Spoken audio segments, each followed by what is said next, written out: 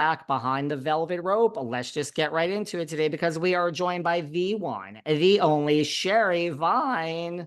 Hi, What's going on? Where are you? You asked me where I was before we went live. Where are you in the world today? I'm Burbank, California, Los Angeles, suburbs. Never thought I would end up here, but I now love it. You love it, right? I split my time between New York and LA, so I get it, It's I love nice. it. When I moved here, I was like, oh, I have to live in Silver Lake or Echo Park or somewhere super cool. And I ended up in Burbank and I was like, oh, no, no, no. And then the pandemic happened. And then I was like, oh, no, I love it. I like Burbank. I mean, first of all, when you could fly out of the Burbank airport, your life is like just, I live in Hollywood when I'm there. So, I mean, that too is like, it's such a pleasure. I tell people, why are you going to LAX? I go to LAX because I only fly Delta. So I could literally walk to the Burbank airport, but I go to LAX because I fly Delta. So I'm an idiot, but That's what everyone says. It's always because of Delta. See, I just got in with JetBlue and yes, Delta's better, but I'm not switching at this point in my no, life. why? But it's not about me, it's about you because the Sherry Vine variety show, season 3, back on TV, on Out TV. You're Yeah. here. Welcome.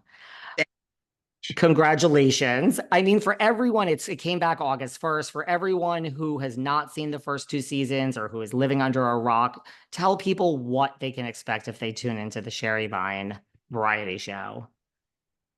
Well, for sure, I can guarantee laughs and fun. I mean, they're all just really silly and fun. There's commercial parodies, there's original songs, so music videos, sketches, interviews. And each season we've kind of changed a little bit. Like season one, it was a lot of interviews with the guests and stuff. And then in season two, we're like, well, let's try to get more sketches in. And now with season three, I feel like it just moves so fast. We did a premiere party the other night and we were watching, and I'm like, oh my gosh, episode one feels like 2 minutes. It goes so fast because we just stuffed it with so much content. There's a lot in there, right? Yeah.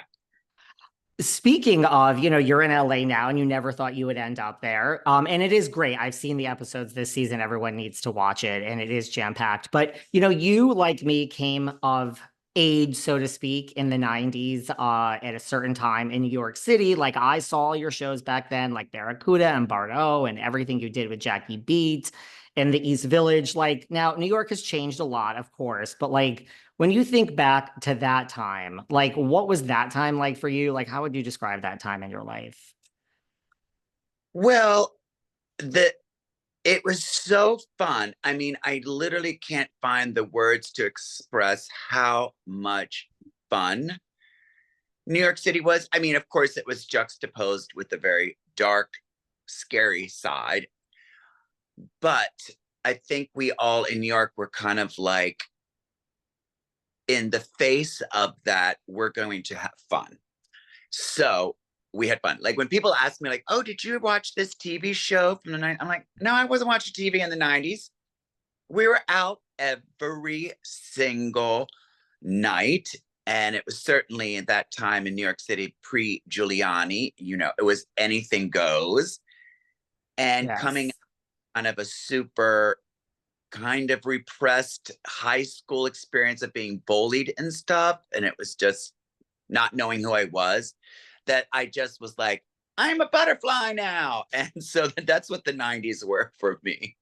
Me too. I, was bullied in high school, had no life, studied in college, got straight A's, then went to law school. So yes, when I moved to New York, I regressed and just was like, I care about my career, not at all. I care about nothing. I just care about going out. Period. The Okay. end.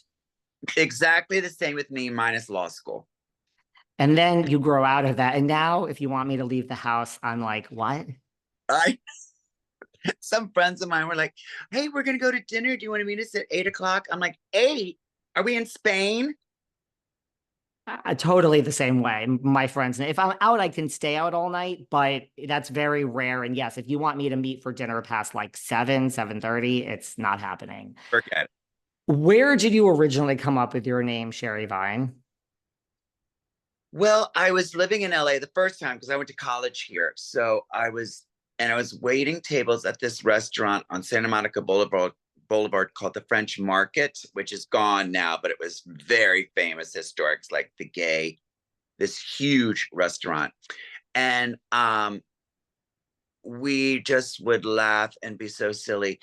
Anyway, I was like going to do drag first time, and my friend who I worked with was like helping me with the look and the hair and everything. And I was like, oh, she looks like a Sherry. And I have no idea why. I was just like, she looks like a Sherry. So my name was Sherry for the first like couple of months that I did drag. And then someone that I worked with there, this guy John, was like, there is this apartment building on Vine Street above Hollywood Boulevard called the Sherry. I was like, what? And I drove by it and I was like, oh my God, it looks like a busted old crack whorehouse. That is perfect. Sherry Vine And the rest is history, right? is it.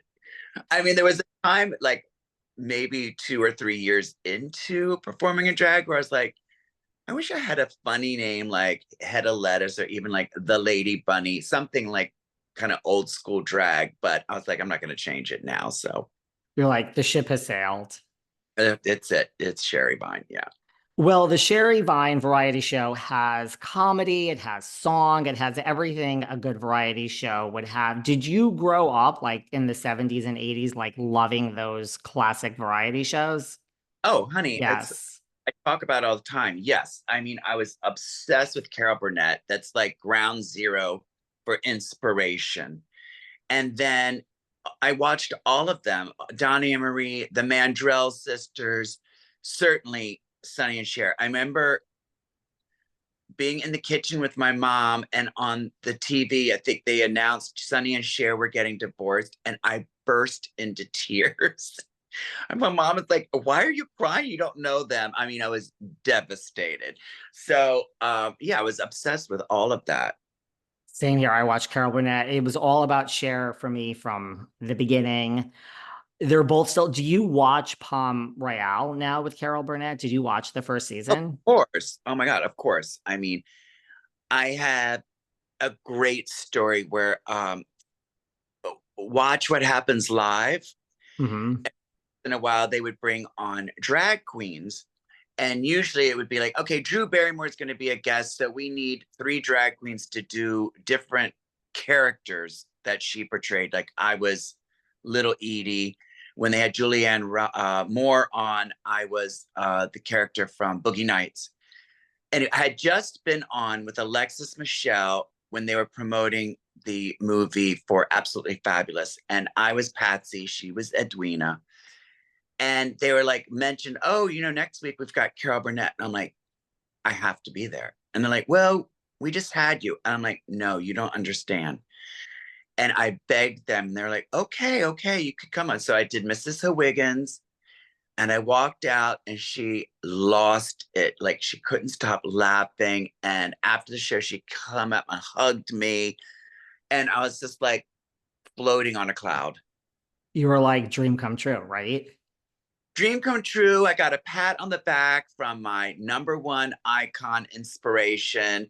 So it was just this a really amazing moment. And both my parents watched it and they were both just like, okay, we know what that